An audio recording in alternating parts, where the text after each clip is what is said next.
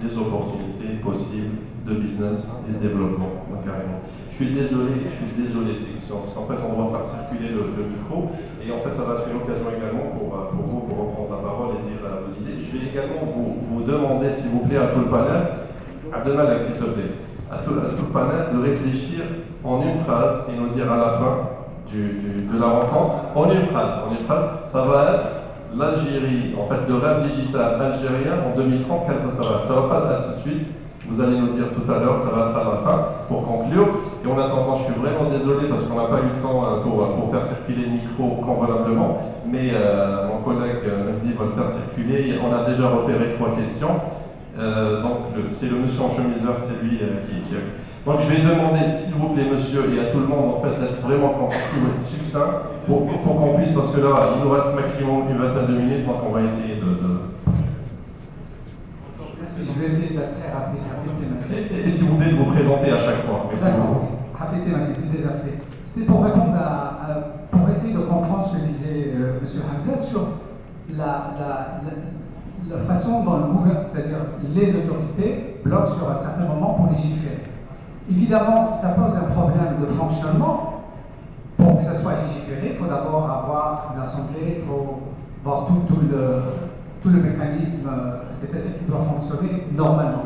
Mais on est bloqué sur un sujet qui est la formation, les capacités, c'est-à-dire les étudiants qui sont déversés à chaque fin d'année sur le marché de l'emploi, évidemment ne sont pas récupérés rapidement par les autorités, par les entreprises publiques, parce que les meilleurs partent, on le sait, ils se développent beaucoup mieux ailleurs, mais essayer d'avoir de la compétence à haut niveau pour essayer de comprendre. Qu'on parlait, monsieur, aussi sur le ministère du Travail, disait que ça fait 8 ans, mais on est bloqué sur les compétences.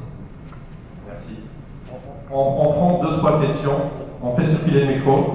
Si je le permets aussi, pour les gens qui interviennent, si vous avez aussi en une phrase un rêve digital sur Algérie 2030, n'hésitez pas à donner en une phrase. Un rêve, pas la digital, s'il vous plaît. Le numéro 2. Le numéro 2, parce que je suis en face. Bonjour, c'est ma question, c'est juste, on parle d'égalité numérique, mais je pense qu'on a omis un point, c'est l'égalité de décrocher des marchés par rapport à l'international, l'égalité par rapport à l'international et pas à l'international extra, c'est-à-dire juste à côté. On a vu beaucoup de cas où il y a eu des marchés qui ont été pris par nos voisins ou même des Européens, alors qu'on avait les mêmes compétences, si je peux même dire mieux compétents, et ça n'a pas été appliqué parce que c'était exagéré. Ok, merci. Et ton rêve, ça serait quoi en 2030? Moi, je dirais 2025. 2025, l'Algérie top au top des pays. Merci.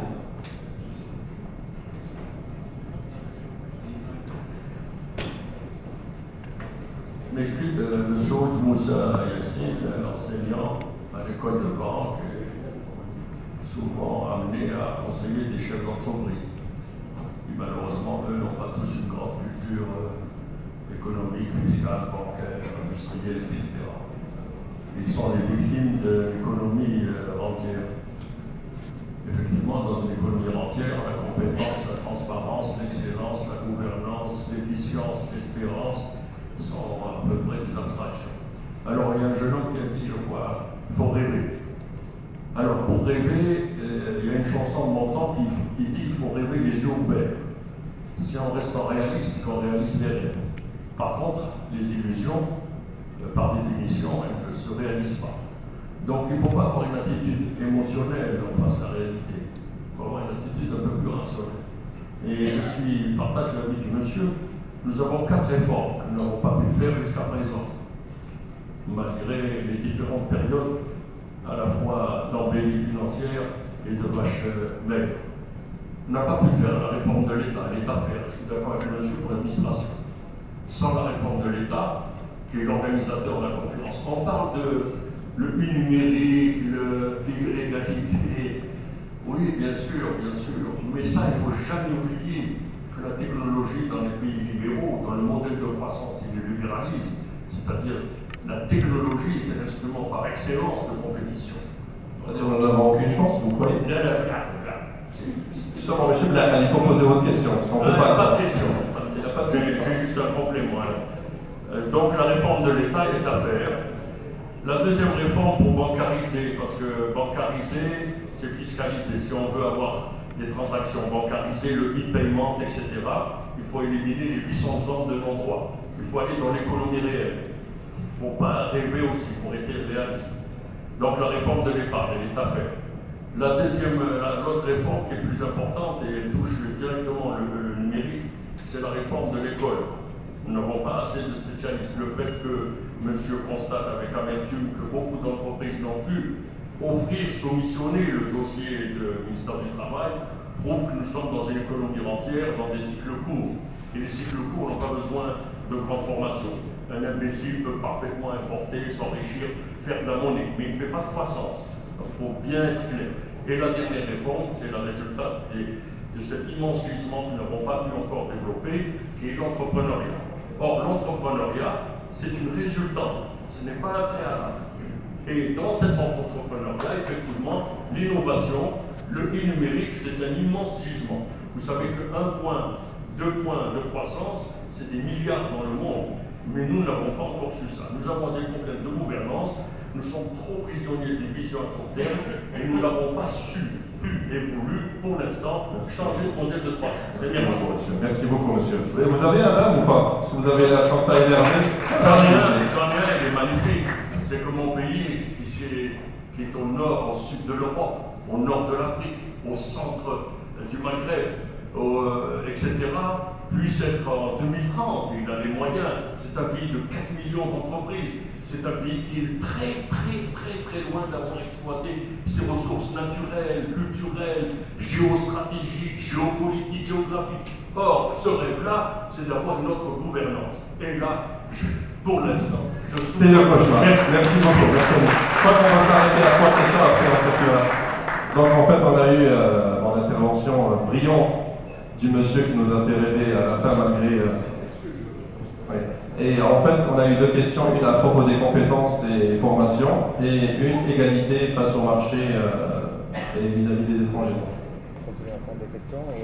Non, vous répondez. Vous répondez rapidement. Par rapport aux compétences, pour retirer un cahier de charge, ce n'est pas un problème de compétence, c'est un problème d'entreprise. Parce que c'est des entreprises structurées avec des dizaines d'ingénieurs, avec des chefs de projet, avec des structures de contrôle qualité, de management de projet, de pilotage de la performance, etc., qui doivent retirer ce type de cahier de charge.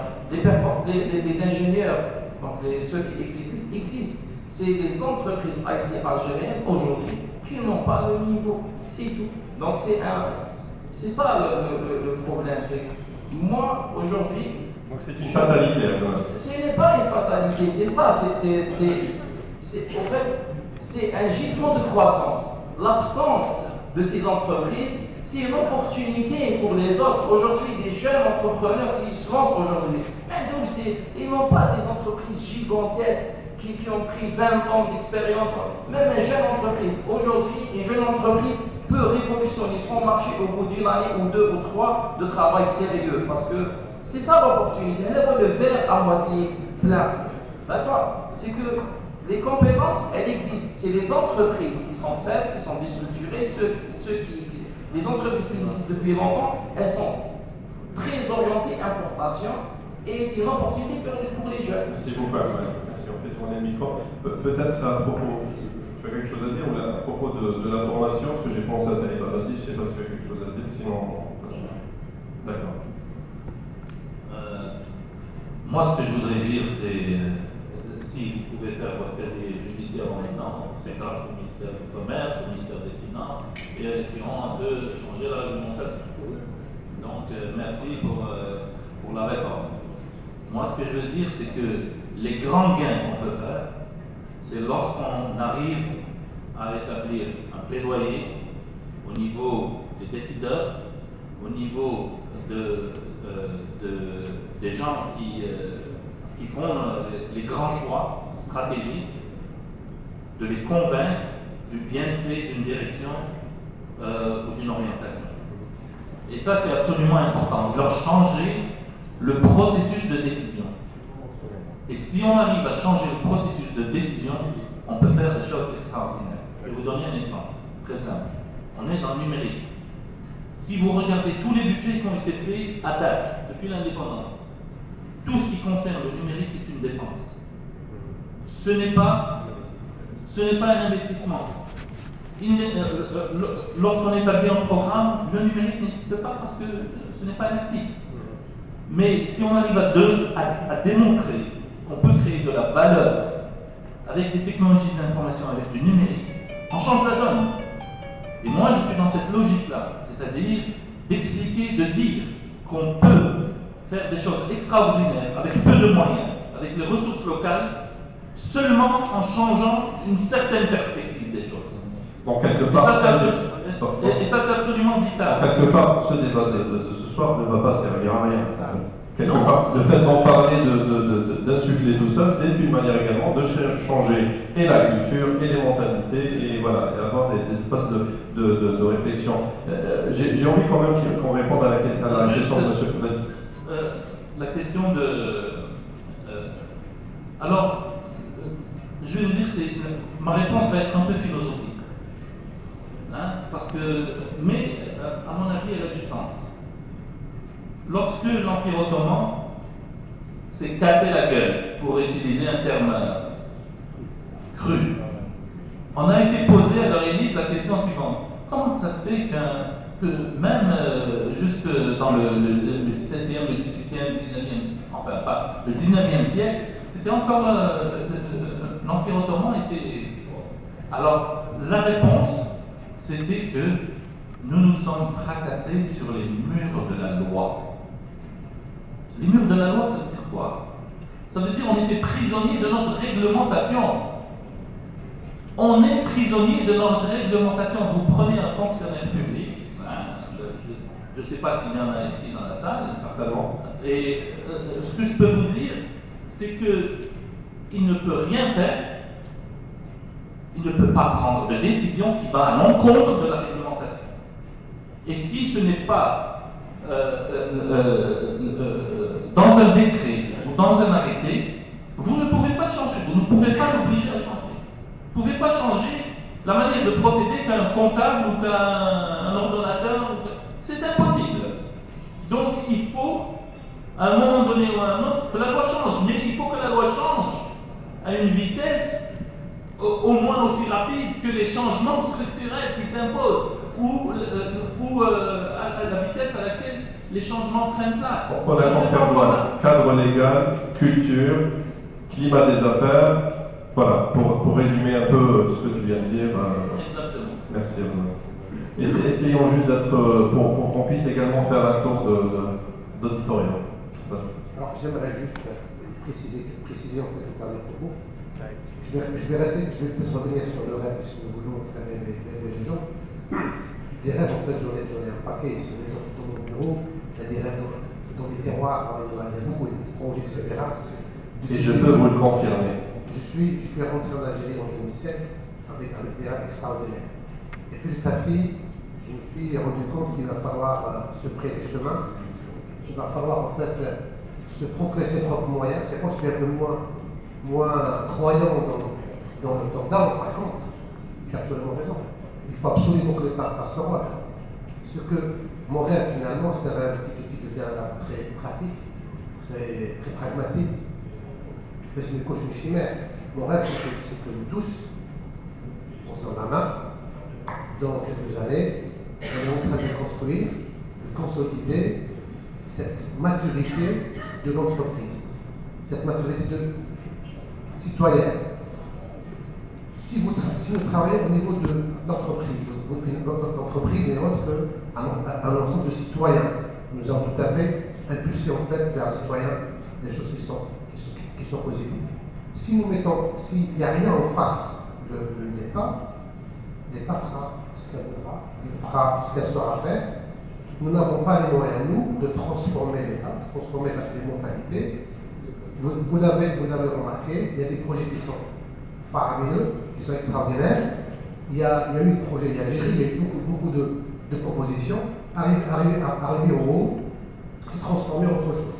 Pourquoi? Parce qu'il n'y a rien en face. Il n'y a rien sur le niveau moyen. Nous ne sommes pas unis pour dire attention, c'est pas comme ça.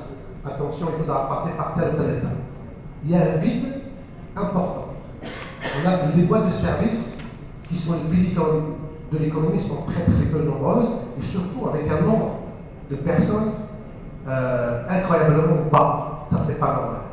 Donc, si nous ne sommes pas unis, si on n'est pas face à une stratégie importante, il ne se passe rien. C'est dans ce sens que je dis, je ne crois pas forcément dans le top-down, il faut avoir deux approches. Il faut avoir un socle pour pouvoir contrecarrer en fait la partie des efficaces. Merci Saïd, très bonne question. Et après on fera circuler le micro. Pour répondre à la question de M. Karim, oui, effectivement, c'est une question de double maturité dont on a besoin. Une maturité des managers, il faut les former, mais aussi une maturité du cadre légal qu'il faut réformer. Pour reprendre un petit peu l'exemple de Malek, qui est son appel d'offres au ministère du Travail, pardon. Il n'y a pas de problème. L'une des perceptions c'est ça qui a. Donc pour reprendre cet exemple-là, moi je pense que les entreprises ne manquent pas, elles sont pas il n'y en a pas des milliers, mais les entreprises ont peur d'adresser ce type de dossier, comme l'avait mentionné Soheil. Ils ont peur d'adresser ces dossiers parce que justement, chez ces opérateurs économiques ou chez ces institutions, le cadre légal les bloque. Et donc ça devient un risque opérationnel pour l'entrepreneur, pour l'entreprise. Ces institutions-là ne seront pas accompagnées par des acteurs qui facilitent la concrétisation de ce type de projet. Comment expliquer que les data centers, par exemple les data centers qui sont beaucoup plus chers, c'est les mêmes entreprises répondent? Parce que en termes de réalisation. Peut-être. Si c'était un avis d'appel d'offres d'un data center de 5 millions d'euros, il y aura 20 entreprises algériennes importatrices habituelles de matériel. Même sans micro. D'accord. C'est pas qu'une question de cadre légal.